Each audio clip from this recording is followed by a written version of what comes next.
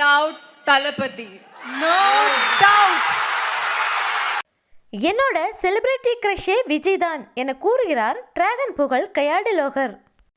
Dragon படம் சமீபத்தில் வெளியாகி இளைஞர்களிடம் பேராதரவை பெற்றுள்ளது. இப்படம் தற்போது வரை 100 கோடிக்கு மேல் வசூல் செய்து சாதனை படைத்து வருகிறது. டிராகன் படத்தில் பிரதீப் ரங்கநாதன் ஹீரோவாக நடித்துள்ளார்.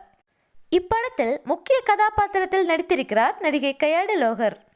தற்போது இவர் மலையாளம், தெலுங்கு, மராத்தி என பல மொழிகளில் நடித்து வருகிறார். இவர் தற்போது பல இளைஞர்களின் கனவுக்கனியாகவும் வலம் வந்து கொண்டிருக்கிறார். அண்மையில் இவர் கலந்து கொண்ட ஒரு நிகழ்ச்சியில் தளபதி விஜயை பற்றி பேசியிருக்கிறார்.